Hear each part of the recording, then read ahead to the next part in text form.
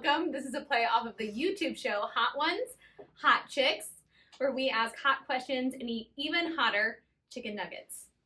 Today we are speaking with Rachel McGinley, the real estate mogul, and we'll start with our first question. Go ahead and pick your nugget.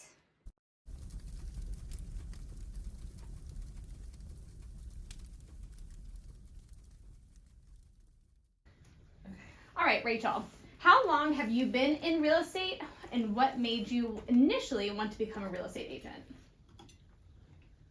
Excellent question. I've been in real estate since 2014.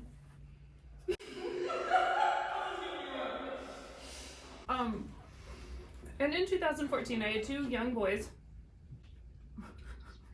That were 2 and 4 at the time. And I was not the one waking them up to get them ready for school. I was not putting them to bed at night. I was working a full-time job and traveled a lot. And so I was driving by a real estate sign on my way to work one day and thought, I can do that. 3 weeks later, enrolled in classes, got licensed, and the rest is history. Man, good for you. Okay, how you doing? I'm good. Okay, I'm good. we're moving on to our second hot Just a sauce. shock.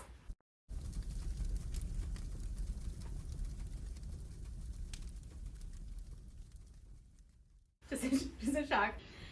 Because of shows like Selling Sunset and $1 Million Listing, a lot of people think that real estate agents just sit around and look pretty and sip champagne. I do that. But tell us what an average day looks like for you. How's that second one hitting you? It's a little spicier. Just a reminder, let's not touch our eyes or our hair Yes. during this. Oh, hair. So yes, an average day for me, I wake up around 6 and immediately look in the MLS to see what houses have come up for my clients, send out emails. So usually I'm working, depending on the time of year, I could be working a 14 or 16 hour day, or I could only work a couple hours. But I usually start with checking out what's on the market at the time, and then doing paperwork, showing houses, doing inspections, helping with referrals, all of that, and as well as coaching my team. For people that don't know, can you explain what the MLS is and what makes it different? Multiple listing service. It is how all agents find real estate listings. So any agent would have access to whatever every other real estate company is currently having active. So like I could see all of Howard Hanna's or EXP's or Cutler or anything like that. It's not just Keller Williams. Okay. Okay. Ready to move on to our third? Mm-hmm. Okay. Let's talk about these last 2 years. Tell me what has happened to the real estate market in the last 2 years and what can we expect in the future? I'm more nervous for the next one. The last 2 years have been bonkers. Bonkers. With interest rates being at just fluke low. The market shut down originally for a couple months. It shut down and I thought I'm going to need to get a second job because I'm not going to be able to sustain this and take care of my family. And then it just exploded. And I think part of that was because people, when they were quarantined, were stuck in a house and seeing all the flaws in their house or all the ways that it wasn't working. And so I haven't taken it yet. Are you shaking? This is trough. So we're going from this way on. Mm-hmm. It's around 3 trough. Yeah, trough. I can do trough. Yeah. So people were seeing all the flaws in their house, then everybody wanted to leave. And then investors were realizing that they can work from home, or just normal business people were realizing they can work from home so they could work anywhere. So we had a lot of investors start purchasing in Ohio because it was mentioned on some investment channel. Ohio is the best. And so we've had an influx of investors picking houses in Ohio. We've had really low inventory, so that's skyrocketing prices. So for the last 2 years, we really haven't had to work that hard as real estate agents. But that's changing and I'm excited. It is changing. All right. We're still good. Moving through. Okay, I haven't had any water yet. Look at you. Number 4.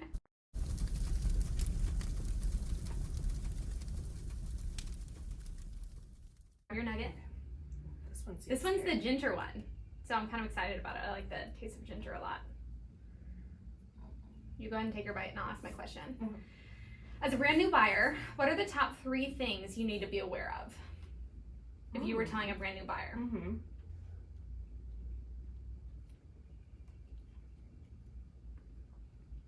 talk to a lender. Okay. That would be the top thing, to know exactly what you can afford and make sure that you're comfortable with it. The second is, it's your house.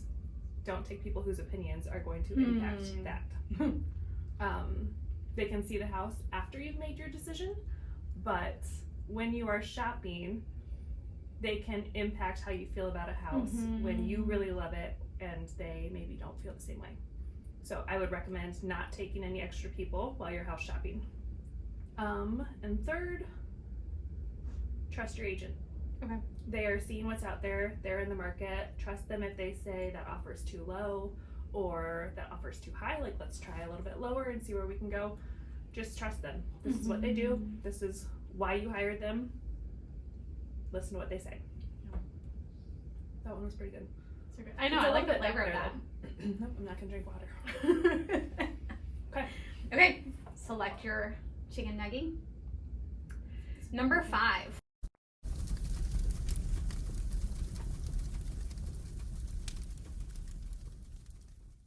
We're right here. Now you purchased your first homes before you became an agent. So now looking back, what are some mistakes you made as a first-time home buyer in hindsight?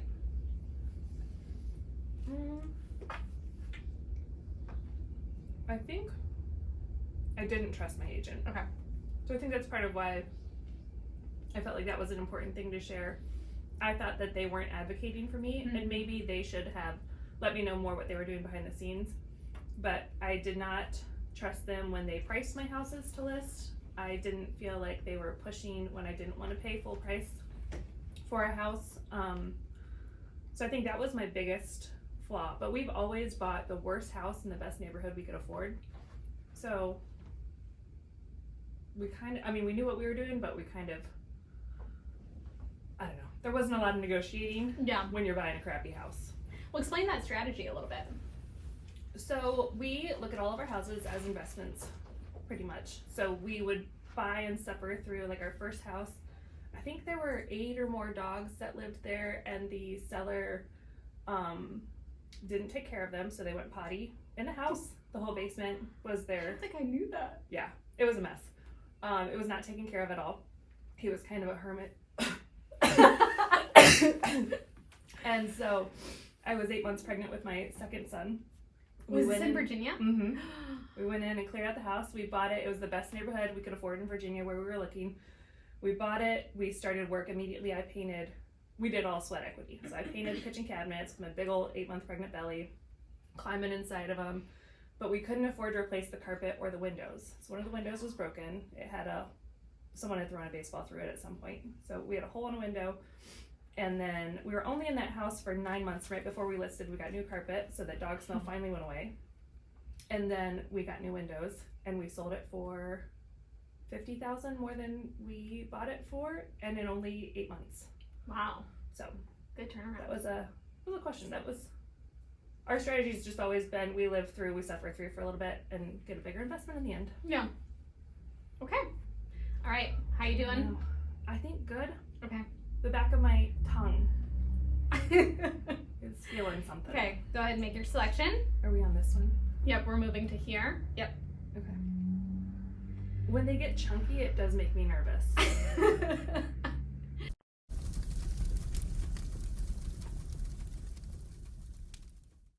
Okay, so tell us about your favorite moment when you're helping someone either buy or sell a house.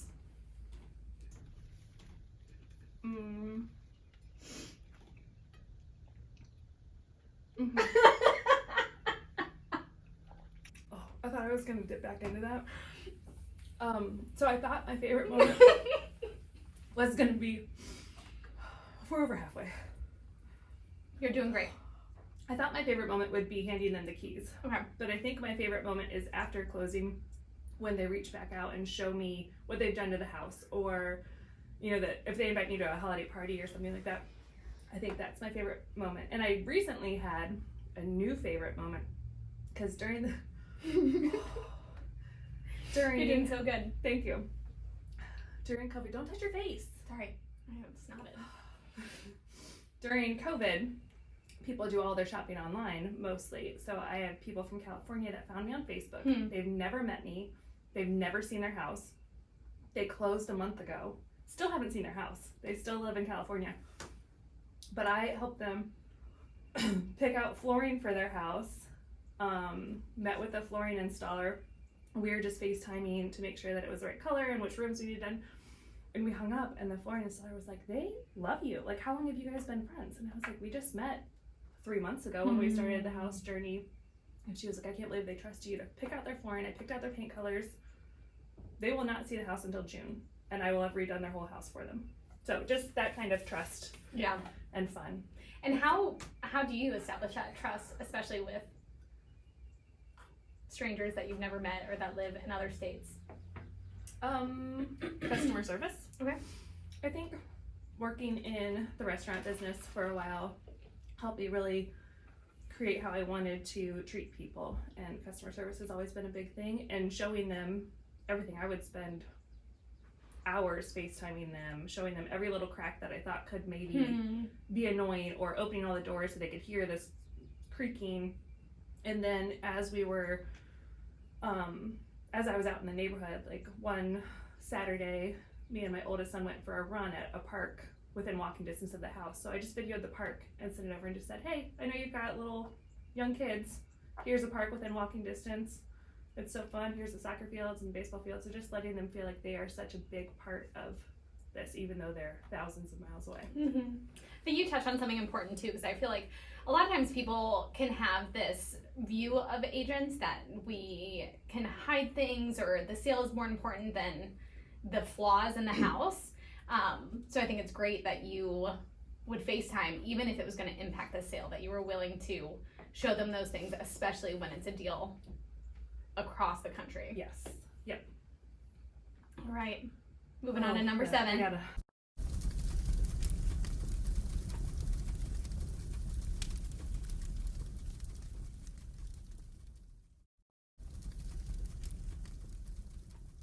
Have another bite. Okay. Probably shouldn't be dipping as thoroughly. You did great. Okay, let's talk about interest rates. We saw, like you talked about, we saw unprecedented interest rates in 2021, and now we're seeing them increase. Explain to like the everyday person what that increase means and what that increase means over a 30-year fixed rate mortgage. So what it could mean, it can mean different things. So cash is great if you can pay in cash and just avoid it altogether. Interest rates will mean you might be looking at a price bracket that underneath what you were looking at before. So let's say you were approved for a $400,000 house. You might be around $350,000 now because your monthly mortgage is going to go up. Your monthly payment. I can't feel my tongue. I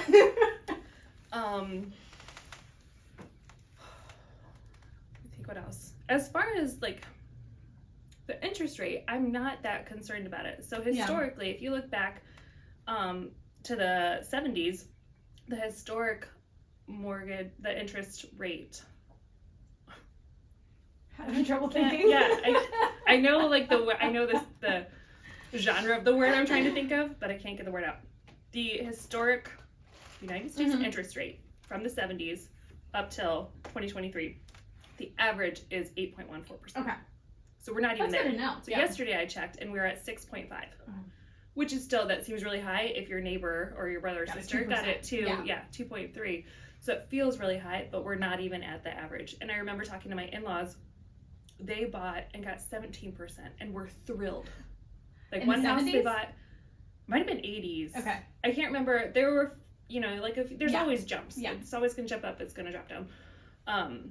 The 2% is just a fluke. Yeah. I don't think that'll ever happen again. Yeah. So don't hold out for it. So if you got in at the 2%, good job. Yes. Well, even mom and dad, I think in the 80s, they always talk about their one Florida house that 14% or they something. owed more on after 5 years of living there or whatever. Yeah, that's a bummer. It's not a good look. Okay, 8.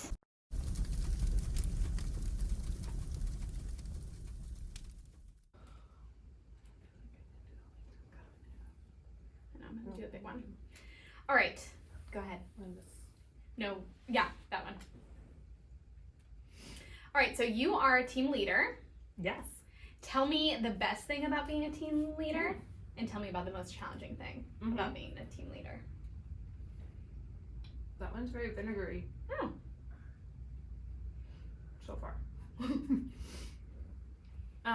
The best thing is how much fun we have with our team. Mm-hmm. I love our photo shoots. I love going to events together.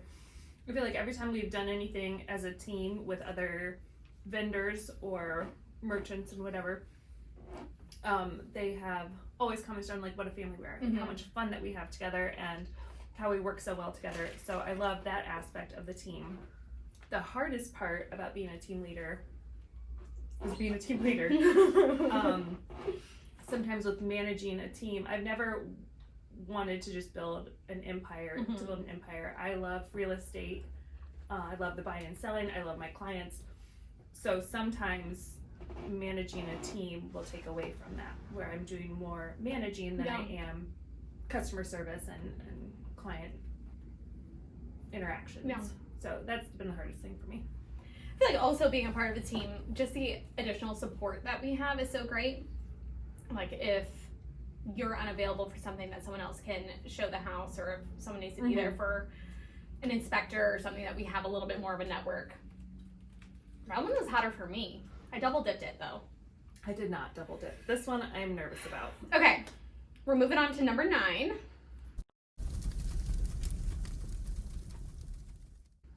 So we're right here. We're getting to our 2 hottest. So you go ahead. Okay. I'll ask the question. With apps like Zillow and Trulia, why should people even use a realtor? What are the benefits? It's an important question, so.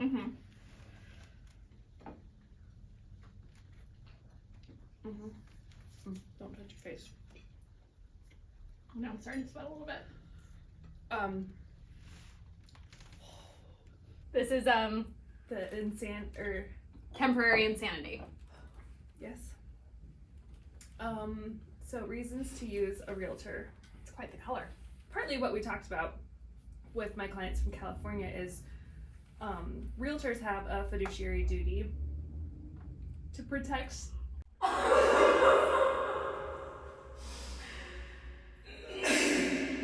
Went right to the throat. Zillow and Trulia don't. So they are going to show. Holy moly! They are going to show the house in the best light. They're not going to show you any potential issues. If it's like a for sale by owner, they don't even have to. I mean, they're supposed to fill out the property disclosure form, and to the best of their ability. Yeah. But there's no way to hold them to it. So I've had the buyers for some for sale by owners that were able to hide things and sneak things and stuff, and we didn't find out until we sold. And there's no way to go back on that. There's no one to really. There's no consequence. Right. There's no consequence unless you're doing full legal action. But even if you take them to small claims court, you're going to owe more than probably what you would get. But with realtors, we're held to an ethical standard where we have to do those things, or else. I mean, we have liability insurance and everything. So then, if a agent were to be a little bit shady, then you could take legal action, and they would have funds that they would give you, and then they'd probably lose their license. Another thing with Zillow and Trulia is it just keeps getting hotter. I'm watering a little bit. Okay, I'm good. Another thing with Zillow and Trulia is you're only seeing the pictures and stuff, but that's how you're trying to buy. Yeah. And I've told you before, sometimes pictures of houses are like online dating. You don't know what's actually going to show up. Right. So you'll see a room and it might look enormous, but it's an 8x8 bedroom with like doll furniture in it. You know, like, I mean, not really, but that's how it feels when you could be. All right. Okay. Oh no, we're on the last one. We're on the last one. The bomb.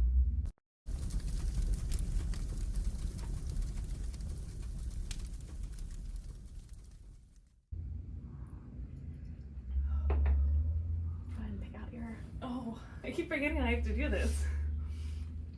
I got the other half of mine. Whew. So, what has been your most important lesson while working in real estate? My nose is running. I'm not as good as Sean with spice.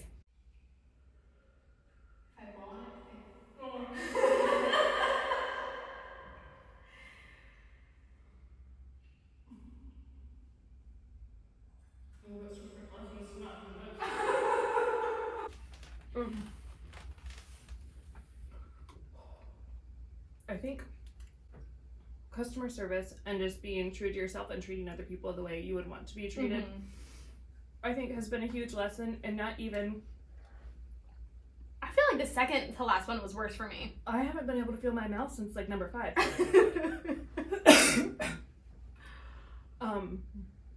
Not just with your clients, but with other agents as well. Because there's people think a lot of things about different agencies. Right. In our area, people seem to think there's this huge feud between Howard Hanna and Keller Williams or EXP. And I think that's, oh my gosh. Did you get another wave? I think it's trying to breathe. Oh, okay. Well, luckily. I just gotta shut that down. Yeah. Suppress that. I have friends who are Howard Hanna agents that will call me when they've got a listing that would match one of my clients. Okay. Like, we have such a good working relationship, and I feel like that's a huge thing. I don't want to touch my face. As an agent, just to keep good working relationships with other agents, because we all have the same goal. We want to buy and sell houses. Right. You can't cut someone off just because they work for another agency. So I think that's been the most important lesson, is just being kind to people. Yeah. Being kind to people, and I feel like also, like this is also our job and our way of income, but also you can't make money be everything, because then you are. I know. I think it's that second to last one. Because then you are more willing to cut people off or poach or do things that are unethical. Yeah. So just be nice. you made it all the way through. I did. I didn't throw up yet, but then I thought I was going to. I don't know. I made it. You made it. You did it. I answered questions. Hopefully people learned about real estate a little bit, learned about me. I learned a ton. Thank you for being here. This has been Hot Chicks with Rachel McGinley. Thanks.